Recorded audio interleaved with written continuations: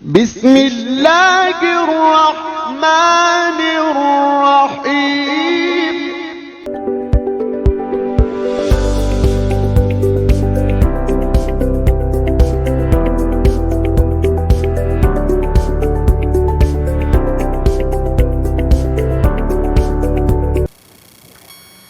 Bismillahirrahmanirrahim. Dear students, Assalamu alaikum. I am Jamil Aman Sammo, your biology teacher. Today we will start the third chapter of HSC part 1 biology, that is enzymes. तो अॼु असां पंहिंजे first year जे biology जो टियों chapter start कंदासीं, जंहिंखे असां title ॾिनो आहे एंजाइम्स जो। त एंजाइम छा आहिनि? एक्चुअली तव्हां केमिस्ट्री में पढ़ियो हूंदो त केतिरा ई रिएक्शन्स डेली लाइफ में थींदा आहिनि। उन्हनि रिएक्शन्स में जेके केमिकल्स पहिरियां घुर्बल हूंदा आहिनि उन्हनि केमिकल्स खे असां रिएक्टेंट चवंदा आहियूं। ऐं जॾहिं पहिरियां वारनि रिएक्टेंट्स में चेंज ईंदी आहे त चेंज खां पोइ नवां केमिकल जेके पैदा थींदा आहिनि उन्हनि खे असां प्रोडक्ट्स चवंदा आहियूं। त रिएक्टेंट जा जेके मालिक्यूल आहिनि उहे तब्दील थींदा आहिनि। कंहिंमें तब्दील थींदा आहिनि? प्रोडक्ट में। त conversion of reactant molecules into the product molecule is known as chemical reaction or chemical transformation. इनखे केमिकल रिएक्शन या केमिकल ट्रांसफॉर्मेशन चइबो आहे, जंहिं दौरान छा थींदो आहे, रिएक्टेंट जा मालिक्यूल प्रोडक्ट जे मालिक्यूलनि में कन्वर्ट थींदा आहिनि। हाणे रिएक्शन जेके हूंदा आहिनि उहे रफ़्तार जे लिहाज़ खां मुख़्तलिफ़ क़िस्मनि जा हूंदा आहिनि। हिकिड़ा रिएक्शन उहे आहिनि जेके थोरे अरसे में कंप्लीट थी वेंदा आहिनि। ॿिया रिएक्शन उहे आहिनि जिन खे कंप्लीट थियण में टाइम पीरियड तमामु घणो लॻंदो आहे। त अहिड़ा रिएक्शन जेके वक़्त जे थोरे अरसे में कंप्लीट थियनि था, such reactions are called as fast reactions. अहिड़नि रिएक्शन खे असां फास्ट रिएक्शन चवंदा आहियूं, जेके तेज़ हूंदा आहिनि, माना वक़्त जे थोरे अरसे में मुकमिल थी वेंदा आहिनि। यानी रिएक्टेंट खां प्रोडक्ट ताईं मुंतक़िल थियण में टाइम पीरियड तमामु थोरो लॻंदो आहे। They are called as fast reactions. ॿिया रिएक्शन उहे हूंदा आहिनि जिन खे कंप्लीट थियण में टाइम पीरियड तमामु घणो लॻंदो आहे। यानी अहिड़ा रिएक्शन जंहिंमें रिएक्टेंट प्रोडक्ट में तब्दील थियनि पर टाइम पीरियड तमामु घणो लॻे, इन्हनि खे चइबो आहे they are called as slow reactions. त हिकिड़ा रिएक्शन थी विया फास्ट, ॿिया रिएक्शन थी विया स्लो। पोइ साइंटिस्ट इन्हनि रिएक्शन जे रफ़्तार खे चेंज करण जे लाइ हिकिड़ा इनऑर्गेनिक मालिक्यूल यूज़ कंदा आहिनि, या ऑर्गेनिक मालिक्यूल यूज़ कंदा आहिनि, या हिकिड़ा एलिमेंट्स यूज़ कंदा आहिनि। पोइ उहे एलिमेंट हुजनि, इनऑर्गेनिक मालिक्यूल हुजनि, चाहे ऑर्गेनिक मालिक्यूल हुजनि, जेके रिएक्शन जे रफ़्तार खे तब्दील कनि, उन्हनि खे चइबो आहे कैटलिस्ट। छा चइबो आहे? कैटलिस्ट। हाणे कैटलिस्ट जो कमु आहे to change the rate of reaction, reaction जे रफ़्तार खे तब्दील करणु। हाणे कंहिंखे तब्दील कबो आहे? एक्चुअली जेके फास्ट रिएक्शन आहिनि उन्हनि जे रफ़्तार खे रिड्यूस कबो आहे, ताकी जीअं उन्हनि जो मैकेनिज़म सम्झी सघिजे, प्रोडक्ट जेका आहे उहा मुनासिब टाइम जे अंदरि मिली सघे। पोइ असां जॾहिं फास्ट रिएक्शन जे रफ़्तार खे छा कंदा आहियूं, स्लो कंदा आहियूं, त असां इस्तेमालु कंदा आहियूं कैटलिस्ट। अहिड़ा कैटलिस्ट जेके फास्ट रिएक्शन जे रफ़्तार खे घटाए करे मोडिरेट कनि, असां इन्हनि खे चवंदा आहियूं these are called as negative catalyst. Negative जी माना आहे they retard the rate of reaction. ऐं ॿिया अहिड़ा कैटलिस्ट हूंदा आहिनि जेके स्लो रिएक्शन जी रफ़्तार खे वधाईंदा आहिनि, वधाए करे उनखे मोडिरेट बनाईंदा आहिनि।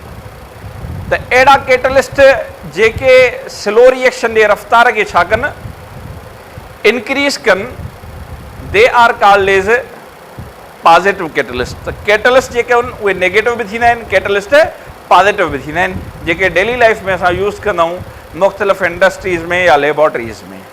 पर यादि रखो, रिएक्शन जो हिकिड़ो क़िस्म आहे जेको लिविंग बॉडी में कंप्लीट थींदो आहे या लिविंग बॉडी जे मदद सां कंप्लीट थींदो आहे, उन रिएक्शन खे चइबो आहे बायोकेमिकल रिएक्शन।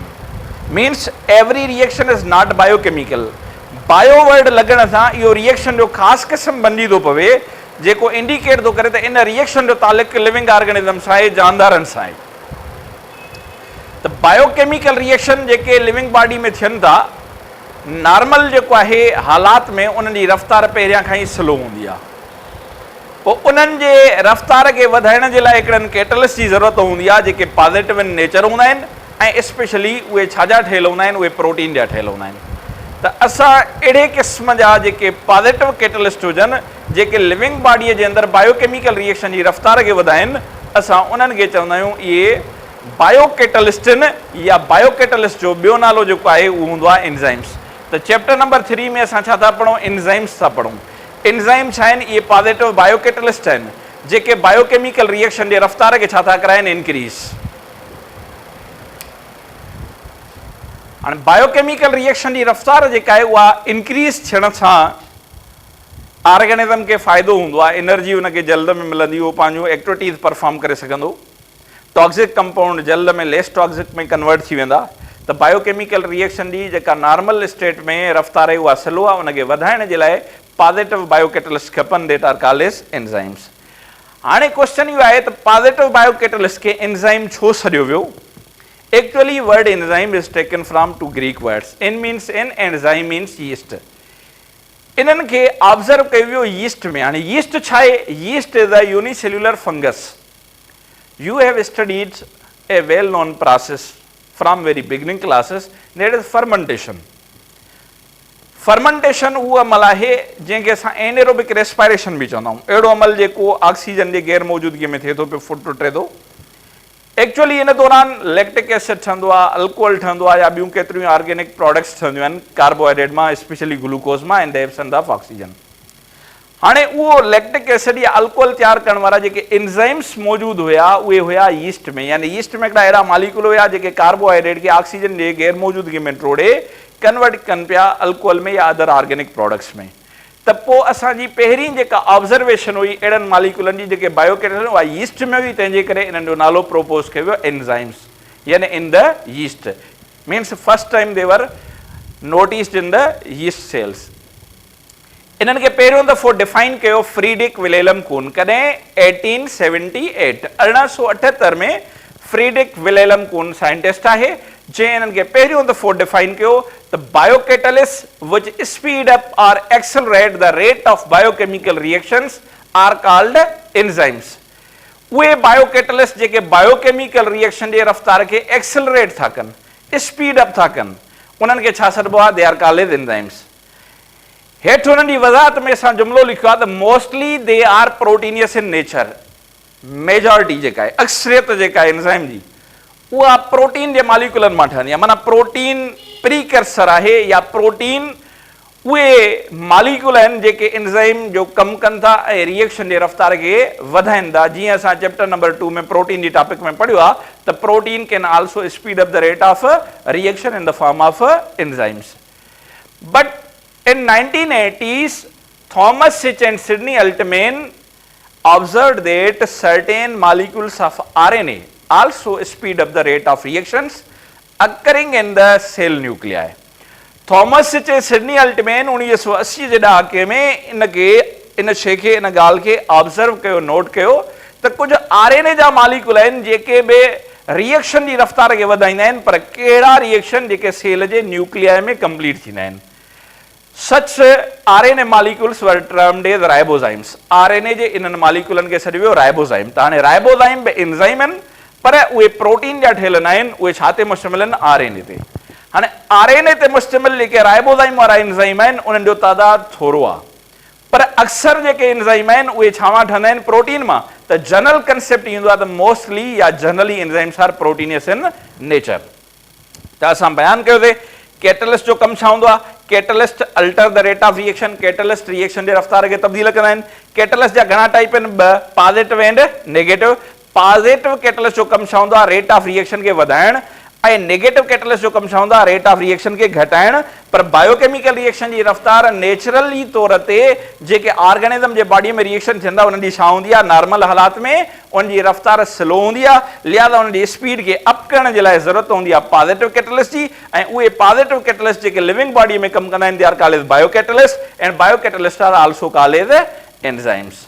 हाणे असां ईंदासीं त एंजाइम जूं ख़ासियतूं कहिड़ियूं आहिनि? What are the general characteristics of enzymes? त एंजाइम जा जेके जनरल कैरेक्टरिस्टिक्स आहिनि उहे कहिड़ा आहिनि? त हाणे हींअर असां डिफाइन कयूं था पिया जनरल कैरेक्टरिस्टिक्स खे। They R proteinaceous in nature. पहिरियों कैरेक्टर एंजाइम जो इहो आहे त इहे एक्चुअली प्रोटीन जा मालिक्यूल आहिनि।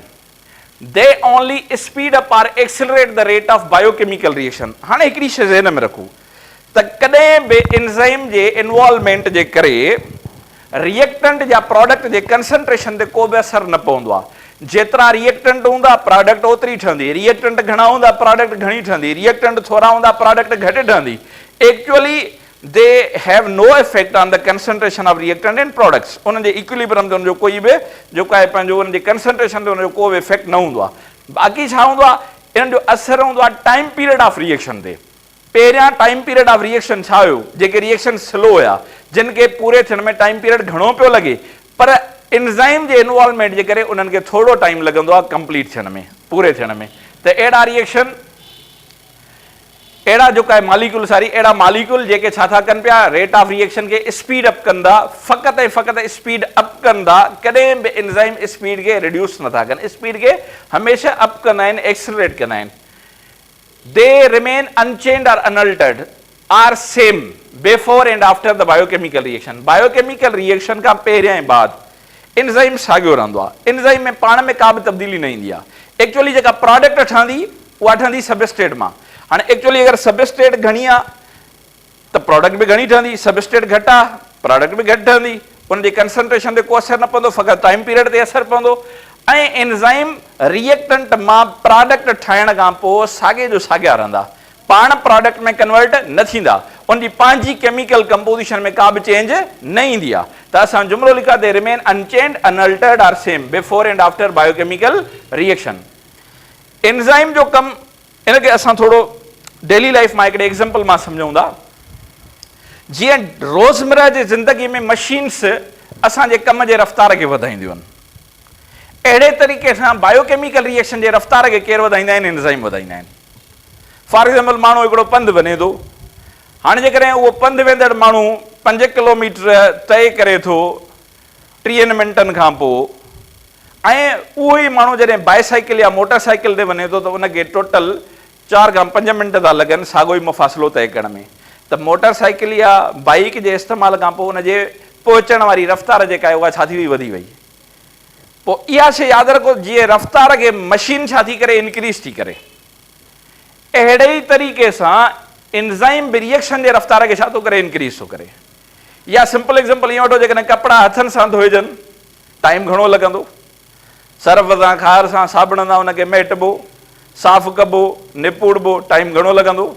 पर जेकॾहिं वॉशिंग मशीन में रखो त उहा उनखे जल्द में धोए बि थी, उनखे ड्राई करे बि थी कढे। त माना उन छा कयो, कम जे रफ़्तार खे वधायो, थोरे अरसे में केतिरा ई कपिड़ा असांखे साफ़ करे ॾिनई, ड्राई करे ॾिनई। त माना मशीन जे यूज़ सां जीअं रोज़मर्रा जे कम जी रफ़्तार वधंदी आहे, तीअं एंजाइम जे करे बायोकेमिकल रिएक्शन जी रफ़्तार वधंदी आहे। ऐं एंजाइम पाण खुद तब्दील न थींदा आहिनि कंहिं बि प्रोडक्ट में, रिएक्शन खां पहिरियां ऐं पोइ साॻिया रहंदा आहिनि। They act upon specific molecule called substrate. Enzyme ख़ासि मॉलिक्यूलनि ते पंहिंजो असर ॾेखारींदो आहे, उन्हनि मॉलिक्यूलनि खे चइबो आहे सबस्ट्रेट। माना सबस्ट्रेट छा आहे, इहे रिएक्टेंट मॉलिक्यूलनि जेके प्रोडक्ट में तब्दील थींदा कंहिं जे असर जे करे, एंजाइम जे असर जे करे। त एंजाइम पंहिंजो असर ॾेखारींदो आहे कंहिंजे मथां, रिएक्टेंट मॉलिक्यूलनि जे मथां, ताकि प्रोडक्ट ठहे। अहिड़ा रिएक्टेंट जंहिं ते एंजाइम पंहिंजो असर ॾेखारे प्रोडक्ट ठाहे, उनखे छा चइबो आहे, सबस्ट्रेट चइबो आहे। हाणे अचूं था त सबस्ट्रेट ऐं एंजाइम पाण में इंटरेक्ट कीअं कंदा ऐं प्रोडक्ट कीअं ठहंदी। एक्चुअली एंजाइम जी साइज़ वॾी हूंदी आहे, कंहिंखां वॾी हूंदी आहे, एंजाइम जी साइज़ वॾी हूंदी आहे सबस्ट्रेट खां। त असां डिफाइन कयो आहे हिन पॉइंट खे, they are larger in size than the substrate molecule. Substrate जे मॉलिक्यूलनि खां एंजाइम जी साइज़ वॾी हूंदी आहे। पोइ एंजाइम वॾो आहे, सबस्ट्रेट नंढी आहे। एंजाइम सबस्ट्रेट सां कीअं इंटरेक्ट कंदो, एक्चुअली असां लिखो आहे, they have a dimple or groove of a specific shape where substrate molecules can fit, it is known as active site। हाणे एंजाइम में हिकु डिम्पल हूंदी आहे, ग्रूव हूंदी आहे, हिकु हेठां जगह हूंदी आहे जिते फिट थींदो आहे केरु, सबस्ट्रेट जा मॉलिक्यूल। एंजाइम जी उहा जगह जिते सबस्ट्रेट जा मॉलिक्यूल फिट थियनि ऐं प्रोडक्ट में कन्वर्ट थियण जे लाइ हुन में एंटर थियनि, उन जगह खे चइबो आहे एक्टिव साइट। त एक्टिव साइट पार्ट आहे, एक्टिव साइट कंहिंजो पार्ट आहे, एंजाइम जो पार्ट आहे, जिते सबस्ट्रेट जा मॉलिक्यूल फिट थियण खां पोइ प्रोडक्ट में कन्वर्ट थींदा आहिनि। They R required in low concentration. हाणे ॾिसो, हिकिड़ो दर्जी आहे, मिसाल लाइ वठूं, कपिड़ा सिबे थो पियो, मशीन भली हुन वटि हिकिड़ी ई हुजे, वॻा भली हुन वटि छा हुजनि, 20 या 25 हुजनि, 1 बाय 1 उन हिकिड़ी मशीन मां सिबी सघे थो। त लाइक वाइज़ एंजाइम जी कंसंट्रेशन थोरी खपंदी आहे, एंजाइम जेके भी आहिनि सबस्ट्रेट पहिरियां वारी आई प्रोडक्ट में कन्वर्ट थी एंजाइम मां निकिरी वई एक्टिव साइट ख़ाली थी वई वरी बाद में ॿी सबस्ट्रेट उन में दाख़िल थींदी ऐं एंजाइम वरी ॿीहर उनखे प्रोडक्ट में कन्वर्ट करे ॿाहिरि कढंदा एक्टिव साइट फ्री थींदी वरी टी सबस्ट्रेट जा मालिक्यूल ईंदा अहिड़े तरीक़े सां 1 बाय 1 सबस्ट्रेट जे मालिक्यूलनि खे इहे छा कंदा वेंदा प्रोडक्ट में कन्वर्ट कंदा त हिन जो वॾो मिक़दार में घुर्बल हूंदो आहे इहे नंढड़े मिक़दार में घुर्बल हूंदा आहिनि तंहिंजे करे पॉइंट लिखिया they are required in low concentration Their activities are increased by certain ions called activator. Enzyme ji activity के कुछ आयन छा कंदा आहिनि वधाईंदा आहिनि अहिड़ा आयन जेके enzyme activity खे वधाइनि they are called activators. But certain molecules can inhibit the enzyme activity they are called inhibitor. त inhibitor जो कमु आहे enzyme activity खे inhibit करणु ऐं activator जो कमु आहे enzyme जी activity खे वधाइणु त activator जो कमु केरु कंदा आहिनि ions. They act at a specific temperature and pH called optimum temperature and pH. हे असरअंदाज़ थींदा आहिनि कंहिं ते सबस्ट्रेट ते ऐं मैक्सिमम कमु कंदा आहिनि हिकु ख़ासि पीएच ते ऐं ख़ासि टेम्परेचर ते जंहिंखे ऑप्टिमम टेम्परेचर ऐं ऑप्टिमम पीएच चइबो आहे अगरि टेम्परेचर ऐं पीएच में ऑप्टिमम लिमिट मां चेंज अची वई घटि वधि थी विया त एंजाइम जो वर्क जेको आहे उहो घटिजी वेंदो आहे या स्टॉप थी वेंदो आहे they R specific in their nature and action हर एंजाइम जी नेचर ऐं एक्शन पंहिंजो हूंदो आहे जीअं डेली लाइफ में हर मशीन जो कमु पंहिंजो पंहिंजो आहे का पथरनि खे क्रैश थी करे का कपिड़नि खे धोए थी का उन्हनि खे प्रेस थी करे त हर हिकु मशीन जो पंहिंजो पंहिंजो कमु आहे तीअं हर एंजाइम जो बि पंहिंजो पंहिंजो कमु हूंदो आहे को ॿिनि शयुनि खे मिलाईंदो आहे को हिकु शइ खे टोड़े नंढड़ियूं शयूं पैदा कंदो आहे को उन में पार्टिकल अरेंजमेंट खे चेंज कंदो आहे त हर एंजाइम जी नेचर ऐं उनजो एक्शन छा हूंदो आहे स्पेसिफिक हूंदो आहे They speed up the reaction by lowering the activation energy of substrate molecule. हाणे ये रफ़्तार खे कीअं वधाईंदा आहिनि एक्चुअली हिकु एनर्जी जो मिक़दार घुर्बल हूंदो आहे रिएक्टेंट मालिक्यूल जे लाइ ताकी प्रोडक्ट में कन्वर्ट थियनि उन एनर्जी जे मिक़दार खे चइबो आहे थ्रीशोल्ड एनर्जी मालिक्यूलनि में पंहिंजी एनर्जी हूंदी आहे जंहिंखे चइबो आहे जंहिंखे चइबो आहे छा it is called kinetic energy energy of motion molecule motion में हूंदा आहिनि पोइ जेका मालिक्यूलनि जी रूम टेम्परेचर ते पंहिंजी एनर्जी हूंदी आहे उहा घटि हूंदी आहे उन्हनि खे थ्रीशोल्ड एनर्जी जेतिरी एनर्जी खपंदी आहे ताकी उहे छा थियनि प्रोडक्ट में कन्वर्ट थियनि थ्रीशोल्ड एनर्जी वधीक हूंदी आहे मालिक्यूलनि जी पंहिंजी काइनेटिक एनर्जी घटि हूंदी आहे पोइ थ्रीशोल्ड एनर्जी ऐं काइनेटिक एनर्जी जे डिफरेंस खे चइबो आहे एनर्जी ऑफ एक्टिवेशन या एक्टिवेशन एनर्जी पोइ जॾहिं सबस्ट्रेट जा मालिक्यूल एंजाइम जी एक्टिव साइट में फिट थींदा आहिनि त energy of activation of substrate molecule घटि थींदी आहे जंहिंजे करे रेट ऑफ रिएक्शन छा थींदो आहे इंक्रीज त हिन जो मेन कमु इहो हूंदो आहे they lower the activation energy of substrate molecule to increase the speed of reaction हाणे असां अॻिते पढ़ंदासीं टाइप्स ऑफ एंजाइम एंजाइम जा क़िस्म कहिड़ा आहिनि हाणे एक्चुअली एंजाइम जी क्लासिफिकेशन हूअं 6 क्लासनि में कई वई आहे पर जेको अॼु असां पढ़ूं था एंजाइम जा टाइप्स उहा हिकु पढ़ूं था छाजे बुनियाद ते their site of formation and site of action enzyme ठहनि किथे था ऐं एंजाइम कमु किथे था कनि अहिड़ा एंजाइम जेके हिकु सेल में ठहनि जंहिं सेल में जिते ठहिया आहिनि कम बि उन जॻह ते ई कनि जिते उन्हनि जी फॉर्मेशन थी आहे यानी अहिड़ा एंजाइम जिन जी site of formation and site of action हिकु ई हुजे they are called endo enzymes or intracellular enzyme माना जिते ठहिया सेल में कम बि उन ई सेल में था कनि they are called endo enzyme or intracellular enzyme ॿिया एंजाइम उहे आहिनि जेके ठहंदा सेलनि में पर कम सेलनि खां ॿाहिरि अचे कंदा कंहिं ॿी जॻह ते साइट ऑफ फॉर्मेशन हिकिड़ी हूंदी ऐं साइट ऑफ एक्शन को ॿियो हूंदो सेल खां ॿाहिरि they are called exo enzyme or extracellular enzyme त एंजाइम जा ॿ क़िस्म थिया intracellular enzyme and extracellular या एंडो एंजाइम ऐं एक्सो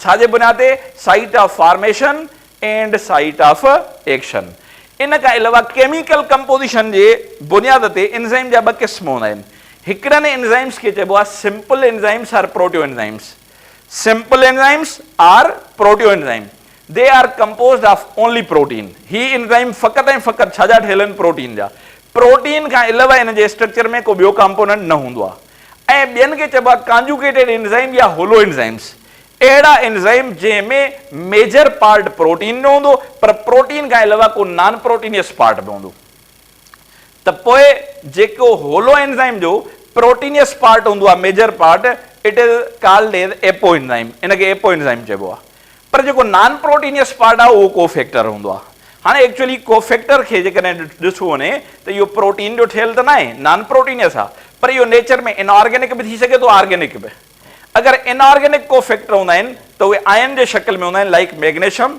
ज़िंक एटसेट्रा पर जेकॾहिं इहे ऑर्गेनिक हूंदा आहिनि त वरी उन्हनि जा ॿ टाइप थींदा आहिनि if they are tightly packed with apo enzyme अगर नॉन प्रोटीनियस पार्ट या कोफैक्टर टाइटली पैक्ड है, कैसा टाइटली पैक्ड है, एपोएंजाइम सां, it is called as prosthetic group, they are tightly or covalently attached with the apoenzyme. पर जेकरे organic cofactor है न ऐं लूजली हेल्ड आहिनि कंहिंसां एपोएंजाइम सां, या एक्चुअली ये एंजाइम सां अटैच थींदा आहिनि टाइम बीइंग जे लाइ, परमानेंट उनजो हिस्सो न हूंदा आहिनि, they are called as coenzymes. जीअं एनएडी आहे, निकोटिनामाइड एडिनिन डाइन्यूक्लियोटाइड, एफएडी आहे, एफएमएन आहे, these are called as coenzyme.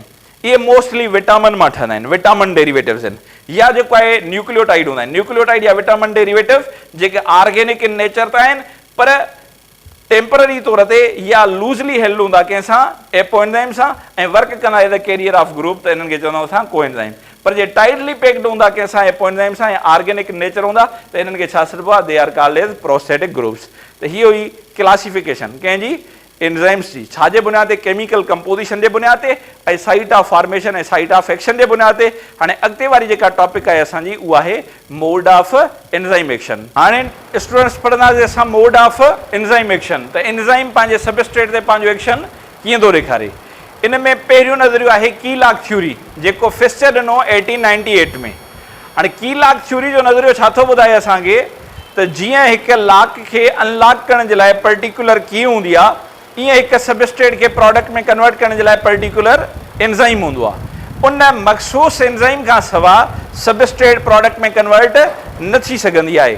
त हिते असां डिस्क्राइब कयो आहे according to key lock theory proposed by Fischer in 1898, each enzyme can react with a specific substrate in a manner of lock and key, just like a lock is unlocked by a specific key। जीअं हिकु lock specific की खां unlock थो थिए, इन साॻे manner में enzyme मखसूस सबस्ट्रेट खे प्रोडक्ट में कन्वर्ट कंदो आहे। हाणे इन जी वज़ाहत आहे, the shape and charge distribution of active site of enzyme are complementary to each other. Enzyme जे एक्टिव साइट जी जेका शेप ऐं चार्जिस हूंदियूं आहिनि उहे सबस्ट्रेट जो छा हूंदियूं आहिनि, कॉम्प्लीमेंटरी हूंदियूं आहिनि। इन जे करे ई छा थींदो आहे, enzyme will react only with such molecules having complementary shape and charge distribution. Enzyme उन्हनि ई मॉलिक्यूलनि सां रिएक्ट कंदो जिन मॉलिक्यूलनि जी शेप ऐं चार्ज डिस्ट्रीब्यूशन एंजाइम जे एक्टिव साइट जूं कॉम्प्लीमेंटरी हुजनि। हाणे इनखे असां डिफाइन कयो आहे, हीअ एंजाइम नंबर 1 आहे, एंजाइम नंबर 2 आहे, एंजाइम नंबर 3 आहे। फर्स्ट एंजाइम में अगरि तव्हां डिम्पल ॾिसो त इहा ट्रायंगुलर नज़र थी अचे, त इन जे लाइ कॉम्प्लीमेंटरी शेप वारी जेका सबस्ट्रेट आहे उहा बि ट्रायंगुलर आहे। एंजाइम नंबर 2 में अगर एक्टिव साइट खे ॾिसो या रेक्टेंगुलर नज़र थी अचे, त कॉम्प्लीमेंटरी शेप वारी जेका सबस्ट्रेट आहे उहा बि रेक्टेंगुलर आहे। टे एंजाइम जी जेका एक्टिव साइट आहे उहा अगर फ्लास्क शेप आहे त उन जे लाइ कॉम्प्लीमेंटरी शेप वारी सबस्ट्रेट बि छा हूंदी, फ्लास्क शेप हूंदी। न रुगो इहे शेप्स कॉम्प्लीमेंटरी हूंदियूं, पर उन्हनि सां गॾोगॾु उनजी चार्ज डिस्ट्रीब्यूशन बि छा हूंदी, कॉम्प्लीमेंटरी हूंदी। अदरवाइज़ कुझु मॉलिक्यूल अहिड़ा हूंदा आहिनि जिन जी शेप एंजाइम जी एक्टिव साइट सां मिलंदड़ हूंदी आहे, पर चार्जिस कॉम्प्लीमेंटरी न हूंदियूं आहिनि। तंहिंजे करे उहे एंजाइम एक्टिव साइट में एंटर थियण में त कामयाबु वेंदा आहिनि, पर उन सां बांड न ठाहींदा आहिनि, तंहिंजे करे प्रोडक्ट न ठहंदी आहे। Such molecule are called as competitive inhibitors. अहिड़ा मॉलिक्यूल कॉम्पिटेटिव इनहिबिटर हूंदा जंहिंजी शेप जेका आहे उहा एंजाइम जी एक्टिव साइट जी कॉम्प्लीमेंटरी हूंदी। शेप कॉम्प्लीमेंटरी हुजण जे करे एंटर त थी वेंदा एक्टिव साइट में, पर जेको आहे हुन सां को बि केमिकल बॉन्ड न ठहंदो ऐं काई प्रोडक्ट न ठहंदी। ऐं ॿी जेका असां वटि थ्योरी आहे, ॿियो जेको नज़रियो आहे उहा आहे इंड्यूस फिट मॉडल, जेको साइंटिस्ट इंट्रोड्यूस करायो कोस्टलैंड कॾहिं 1959 में। इन नज़रिए जे मुताबिक़ जॾहिं सबस्ट्रेट जा मॉलिक्यूल एंजाइम जी एक्टिव साइट में एंटर थी वेंदा आहिनि त एंजाइम जे स्ट्रक्चर में चेंज आणींदा आहिनि। यानी बॉन्ड ठहण खां पोइ जेका एंजाइम स्ट्रक्चर में चेंज ईंदी आहे, उनजे करे एंजाइम जी कैटालाइटिक प्रॉपर्टी इंक्रीज थी वेंदी आहे ऐं एंजाइम जेको आहे जल्द में सबस्ट्रेट खे प्रोडक्ट में कन्वर्ट कंदो आहे, यानी उनजी कैटालाइटिक प्रॉपर्टी वधीक एफिशिएंट थी वेंदी आहे। त असां हिनखे वाज़िह कयो आहे त after entering into the active site of enzyme, substrate molecules bring a change in the enzymatic structure, so the catalytic property of enzyme increases and becomes more effectively या efficient थी वेंदी आहे। त इहा शइ ज़हन में रखो त इहे ॿ नज़रिया थिया, हिकु असां वटि कीलॉग थ्योरी, ॿियो इंड्यूस फिट मॉडल। सन यादि रखो 1898 में कीलॉग थ्योरी कंहिं ॾिनी, फिस्चर, ऐं 1959 में इंड्यूस फिट मॉडल कंहिं ॾिनो हुयो, कोस्टलैंड। हिन थ्योरी जे मुताबिक़ एंजाइम ऐं सबस्ट्रेट जो पाण में तालुक ईअं आहे जीअं की ऐं लॉक जो। ही फिज़िकल इंटरेक्शन खे बयानु करे थो पियो, पर केमिकल इंटरेक्शन जे लाइ असांजो छा आहे, इंड्यूस फिट मॉडल आहे, जेको ॿुधाए थो त जीअं ई इंटर थींदा एंजाइम जी एक्टिव साइट में सबस्ट्रेट जा मालिक्यूल त उन सां बांड ठाहींदा, जंहिंजे करे एंजाइम जी एक्टिव साइट में जेका आहे उहा चेंज ईंदी आहे, उनजी कैटालाइटिक प्रॉपर्टी वधीक इम्प्रूव थी वेंदी आहे। त इन टॉपिक खां पोइ ईंदड़ लेक्चर में असां पढ़ंदासीं factors affecting the rate of enzymatic activity ऐं फीडबैक इनहिबिशन। इहे ॿ टॉपिक पढ़ी करे असां चैप्टर जो ख़तमु कंदासीं। तेसीं ताईं पंहिंजो ख़्यालु रखंदा। अल्लाह हाफ़िज़। इंशाअल्लाह see you in next lecture.